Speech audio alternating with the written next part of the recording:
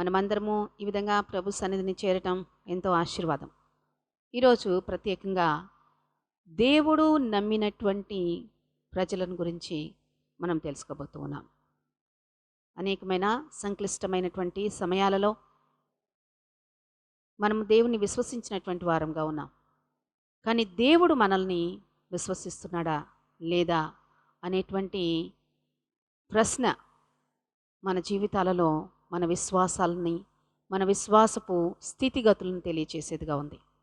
కాబట్టి దేవుడు మనల్ని నమ్మేటువంటి వారముగా ఉండునట్లుగా దేవుని మాటల కొరకు మనం సిద్ధపరచుకుందాం, ప్రార్థన చేసుకుందాం.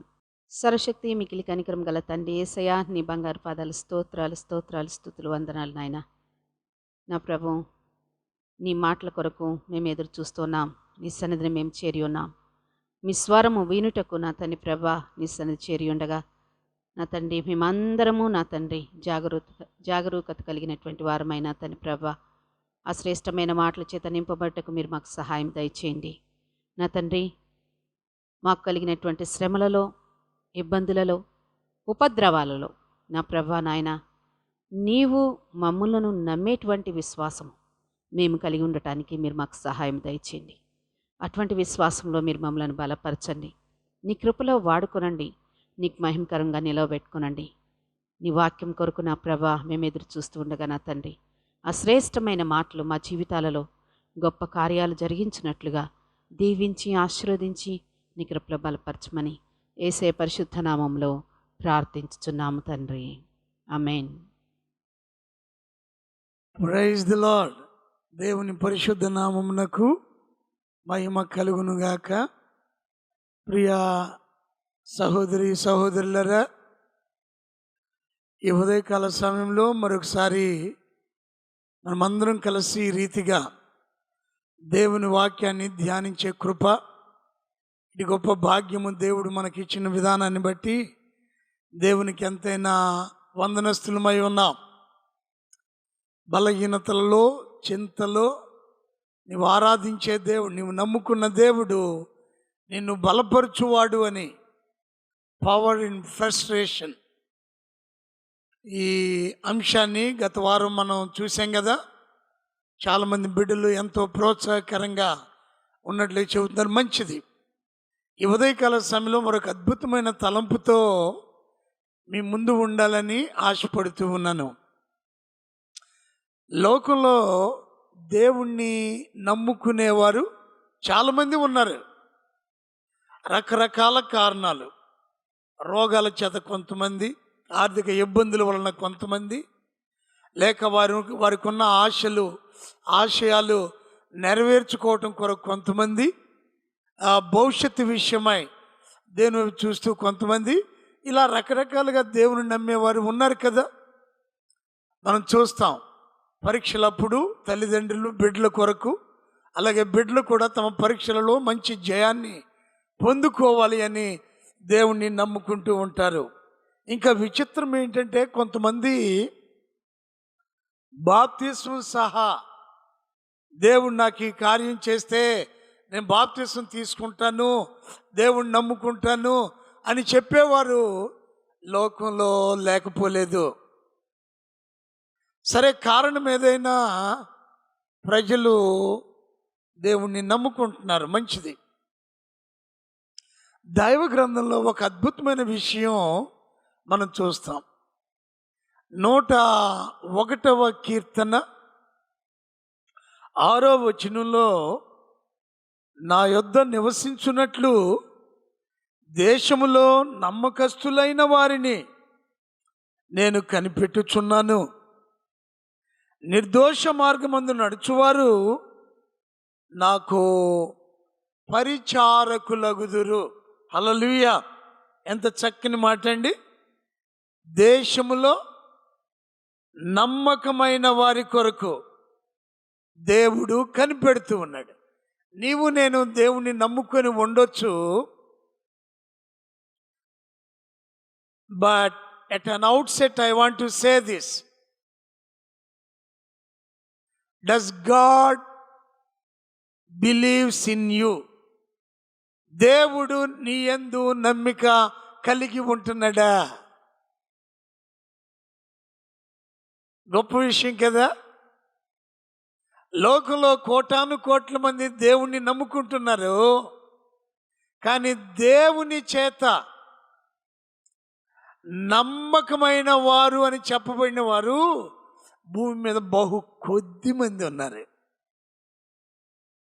వారిని దైవ గ్రంథం అంటుంది 33వ కీర్తన 12వ వచనంలో, యెహోవా తమకు దేవుడుగా గల జనులు ధన్యులు, ఆయన తనకు స్వాస్థ్యముగా ఏర్పరచుకొను జనులు ధన్యులు.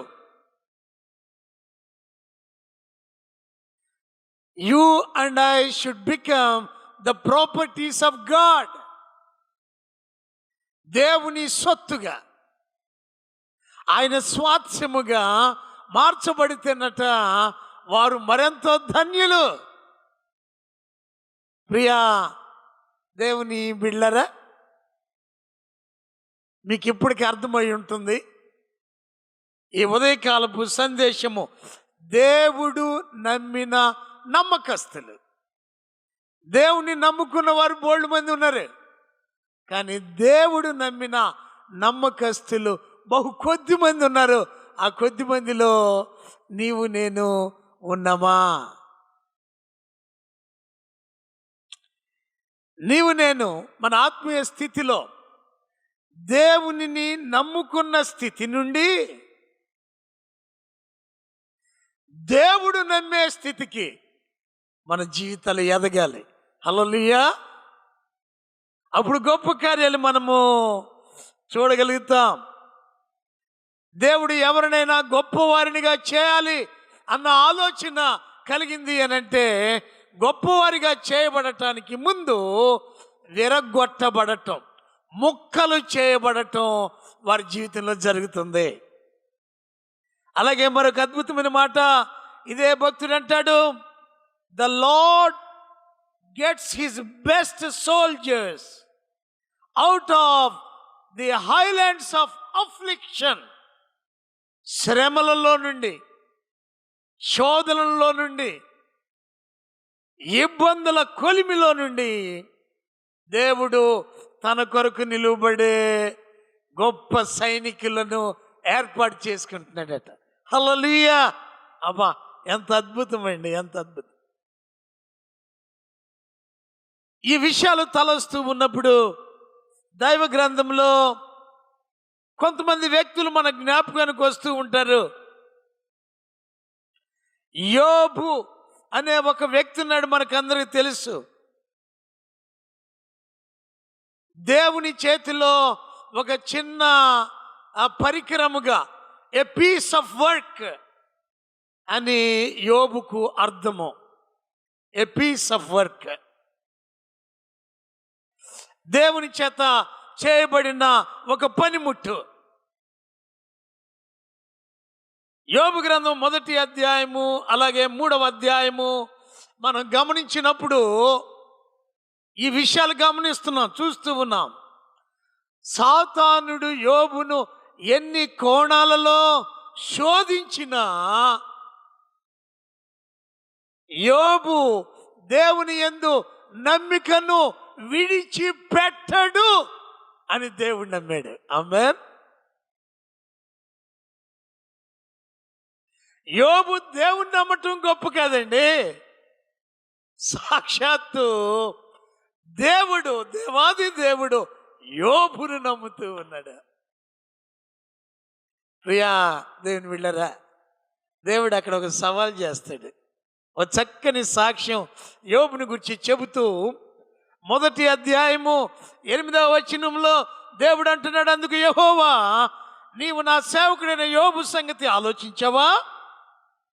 అతడు యథార్థవర్తుడును న్యాయవంతుడునై దేవుని యందు భయభక్తులు కలిగి చెడుతనము విసర్జించిన వాడు. ఊదు దేశంలోనే కాదు, భూమి మీద అతని వంటి వాడెవడును లేడు. అవ్వా, ఎంత అద్భుతమైన మాట ప్రభు సెలవిస్తూ ఉన్నారు. ఎందుకు ఈ మాట అపవాదితో దేవుడు చెప్పాడండి అని అంటే, because God trusted in Job. యోబు విషయంలో దేవుడు నమ్మాడు. యోబు నమ్మాడు, నువ్వు ఎలాగైనా శోధించు, నువ్వు ఏమైనా చేసుకో, అతడు నా భక్తి పరుడు.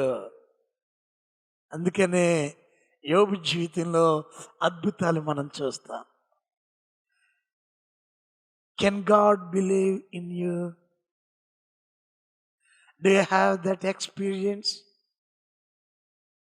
మన విశ్వాస జీవితంలో అట్టి అనుభవాన్ని కలిగి ఉంటే ఎంత గొప్ప ధన్యత అది. ఆ తర్వాత మనం చూసినట్లయితే ఆదికాండం 18వ అధ్యాయము 19వ వచనంలో మరొక అద్భుతమైన మాట మనం ఇక్కడ చూస్తూ ఉంటామండి. దేవుడు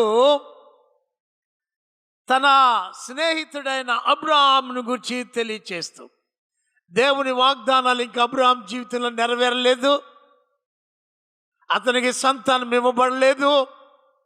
అయినప్పటికీ దేవుడు అంటాడు, యెహోవా అబ్రహామును గురించి చెప్పినది అతనికి కలుగ చేయనట్లు తన తరువాత తన పిల్లలను తన ఇంటి వారును నీతి న్యాయములు జరిగించుచు యెహోవా మార్గమును గైకొనుటకు అతడు వారికి ఆజ్ఞాపించున్నట్లు నేను అతనిని ఎరిగి. ఇంకా అబ్రహాముకి సంతానం కలగల, కానీ దేవుడు అంటున్నాడు 400 ఏళ్ల తరువాత, 430 ఏళ్ల తరువాత అబ్రహాము యొక్క సంతతి ఎలా ఉంటుంది అని అంటే, అబ్రహాము ఈ కోటాను కోట్ల మందిగా, లక్షలాది మందిగా విస్తరించనయున్న అబ్రహాము తన సంతానమునకు యెహోవా యందు భయభక్తులు కలిగి నీతిని అనుసరించి జీవించటం అబ్రహాము నేర్పిస్తాడు అని దేవుడు ఎరిగి ఉండెను. హల్లెలూయా. God could trust Abraham even before he received a promised son. Abraham వాగ్దాన కుమారుణ్ణి పొందుకొనక మునిపే వేలాది లక్షలాది మంది తన సంతతి వారిని దేవుని యందు భయభక్తులలో ఆయన నడిపించువాడు, నేర్పించువాడు అని దేవుడు నమ్మాడు.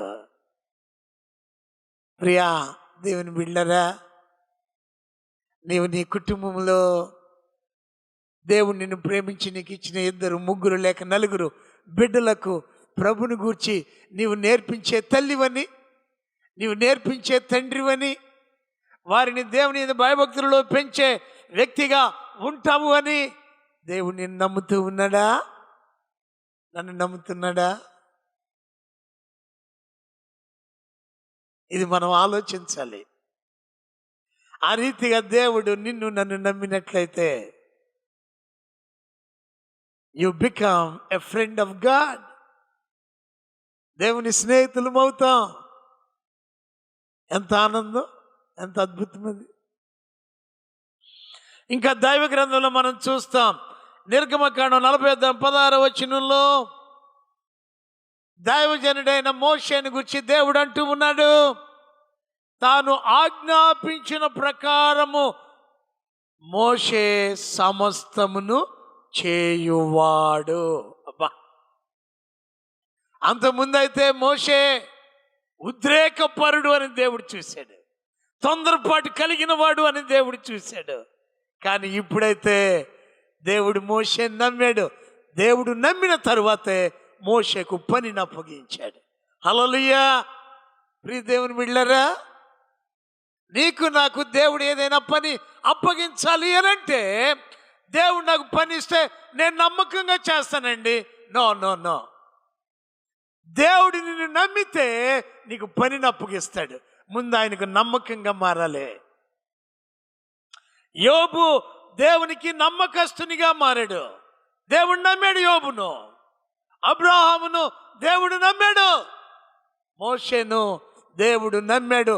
అందుకే వారికి బహుభారమైన పనులు, బాధ్యతలు అప్పగించాడు. లోకంలో ఎవరు చేయలేని పనులు. Because God trusted in them. నమ్మకమైన వారికే పని అప్పగించబడుతుంది.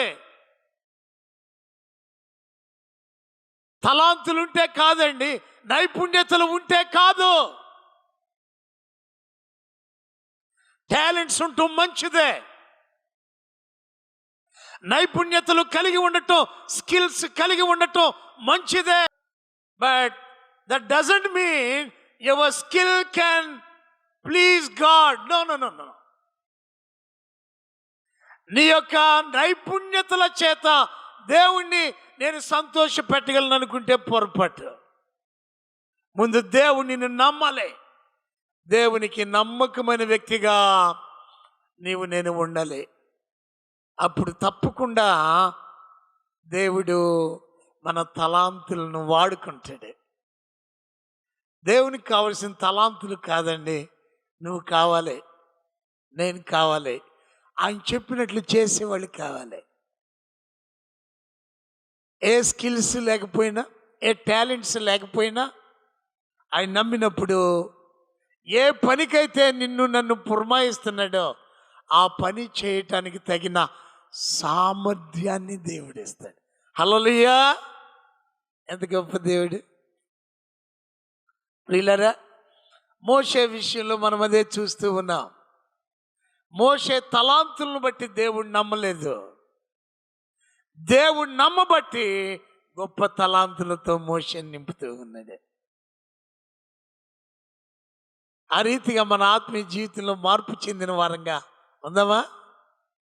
దైవ గ్రంథంలో మరొక చక్కని మాట చెప్పబడుతూ ఉంది.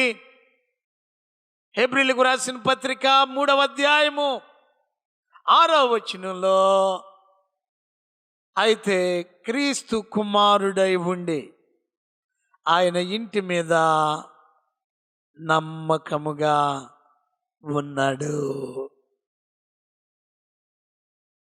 దేవుని ఇల్లంతటిలో ప్రభువైన యేసుక్రీస్తు అన్న. ఎందుకని అంటే తండ్రి యొక్క ఉద్దేశాలు, తండ్రి యొక్క చిత్తము, తండ్రి యొక్క ఆశ, తండ్రి యొక్క ఆశయాలు ప్రభువైన యేసుక్రీస్తు వారిలో ఎప్పుడూ తప్పిపోలేదు. Father trusted in son. నమ్మకంగా పనిచేశాడు. దేవుని బిళ్ళారా, దేవుడు నీకు నాకు అప్పగించాలి ఏదన్నా పని అంటే ముందు ఆయనకి నమ్మకమైన వారంగా ఉండాలి. ఈ గొప్ప మహత్తరమైన శిలువ విమోచన కార్యము ప్రభువైన యేసుక్రీస్తు వారు చేయటానికి ముందు దేవుడు యేసయ్యను నమ్మాడు. గమనిస్తున్నారా? నమ్మి ఆ పని అప్పగించారు. నిన్ను నన్ను ప్రభు నమ్మితే తప్పకుండా ప్రభు ఒక పని అప్పగిస్తారు. ఆ పనిలో మనం విజయవంతంగా ముందుకు సాగచ్చు. ప్రకటన గ్రంథము 2వ అధ్యాయము, ప్రకటన గ్రంథము 3వ అధ్యాయంలో కొన్ని సంఘాలు మనం చూస్తాం. 7 సంఘాలు, సప్త సంఘాలు చూస్తూ ఉన్నాం కదా. దేవుని దూత వారికి ఒక సందేశం తెస్తూ ఉన్నాడు. 2వ అధ్యాయము 8వ వచనంలో స్మరణ అనే సంఘాన్ని గురించి మనం చూస్తాం. ఎలాంటి శ్రమలు వచ్చినా, శ్రమలలో అపవాది ఆ సంఘాన్ని వేయించినా వారు తప్పిపోయేవారు కాదు అని ప్రభు నమ్మారు. హల్లెలూయా! అందుకనే స్మరణ సంఘాన్ని ప్రభు ప్రశంసిస్తూ ఉన్నారు. అలాగే ప్రకటన గ్రంథం 3వ అధ్యాయం 8వ వచనం చూస్తే ఫిలదెల్ఫియా సంఘాన్ని గురించి చెబుతూ ఉన్నారు. ఈ ఫిలదెల్ఫియా సంఘంలో అనేక మంది రకరకాల బోధకులు ఉన్నప్పటికీ వారట ప్రభువుని విడిచిపెట్టిన వారు కారు. వారికి ఉన్నటువంటి శక్తి, వారికి ఉన్న సామర్థ్యము కొంచెమే అయినా దేవుని యొక్క వాక్యాన్ని గాయకొన్నవారు, దేవుని మాటకు లోబడిన వారు నమ్మకమైన వారిగా ఉన్నారట. అందుకనే ప్రభు అంటారు, నా మందిరంలో నిన్నొక బలమైన స్థిరమైన స్తంభముగా చేస్తాను అన్నారు. హల్లెలూయా! ప్రభు చేత నమ్మబడిన బిడ్డలమై ఉంటే దేవునికి నమ్మకమైన వారంగా. దేవుని నమ్ముకున్నావు, నువ్వు కరెక్టే. 20 ఏళ్ళు అయింది, 40 ఏండ్లు అయింది, అమ్మో దేవుని మేము నమ్ముకున్నాం, మంచిది. ఈ 40 ఏండ్లో దేవుణ్ణి నమ్ముతూ ఉన్నాడా? కుక్క తన వాంతికి ఆశపడినట్లు నీ జీవితంలో ఎప్పుడైనా ఏమైతే నీవు అసహించుకొని విడిచిపెట్టావో మరలా వాటి వైపు తిరిగి చూడకుండా నీ ఉన్నావని ప్రభుని నమ్ముతూ ఉన్నారా? అట్టి నమ్మిక దేవుని దగ్గర కలిగి ఉంటే దేవుని వాక్యం అంటుంది, యువర్ ఎ బ్లెస్డ్ పర్సన్. నీవు నేను ధన్యులుగా ఉంటున్నా. 33వ కీర్తనలో మనం ముందుగా చూసినట్లు 33:12లో కీర్తనాకారుడు తెలియచేసినట్లుగా ఆయన తనకు స్వాస్థ్యముగా ఏర్పరచుకొను జనులు ధన్యులు. ఆయన సొత్తుగా, ఆయన స్వాస్థ్యముగా, ఆయన ఆస్తిగా భూమి మీద ఉందా? ఆ రీతిగా ప్రభు నిన్ను నన్ను మన కుటుంబాలను బలపరిచి ఆయన నామమహిమార్థమై నడిపించును గాక. ప్రార్థించుదాం. మా స్తుతులకు పాత్రుడా, మహోన్నతుడు అయిన దేవానికి వందనాలు. ఈ ఉదయకాలంలో నిన్ను నమ్మిన బిడ్డలుగా, నీ పిల్లలుగా నీ వాక్యాన్ని చేతబుని మీ పాద సన్నిధిని చేరి ఉన్నాం. సంవత్సరాలుగా నిన్ను నమ్మిన వారమని మేము చెప్పుకుంటున్నాం నాయనా. అది నీ కృప అయి ఉంది. అయితే నీకు నమ్మకమైన వారంగా మేము ఉండటానికి సహాయం చేయండి. నీవు నమ్మిన ప్రజలుగా మేము ఉండుటకు సహాయం చేయండి. తద్వారా భూమి మీద గొప్ప కార్యాలు, అయా అద్భుత ఆశ్చర్య కార్యాలు మేము చేయవారంగా ఉండటానికి సహాయం చేయండి. నీ మాటలు వింటున్న బిడ్డలు, కుటుంబాలు నీ గొప్ప కార్యాలతో నింపబడి భూమి మీద ఆశ్చర్యాన్ని, భూమి మీద విభ్రాంతిని కలిగించేవారుగా ఉండుటకు మీ అభిషేకం ఇవ్వండి. నీకు లోబడి నీ ఉద్దేశాలను సంపూర్ణంగా నెరవేర్చే దిశగా నీకు నమ్మకమైన వారంగా ముందుకు సాగుటకు సహాయం చేసి మీరే మహిమ పొందమని, మేము గొప్ప చేయబడటానికి ముందు ముక్కలు చేయబడుతున్నామని గుర్తెరిగి నిన్ను హత్తుకొనటానికి కృప చూపమని యేసయ్య నామములో ప్రార్థించుచున్నాము తండ్రి. ఆమేన్. తండ్రి, కుమార, పరిశుద్ధాత్మ త్రియేక దేవుని కృపా సన్నిధి, కాపుదల, భద్రత, ఆదరణ, ఆశీర్వాదం ఆయన మాటలు వింటున్న మనకు, ఆయన నమ్మిన బిడ్డలకెల్లరకు ఇప్పుడు ఎల్లప్పుడూ సదాకాలం తోడై ఉండి నడిపించునుగాక.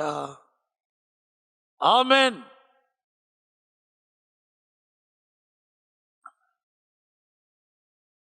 God bless you. దేవుడు మిమ్మల్ని దీవించునుగాక.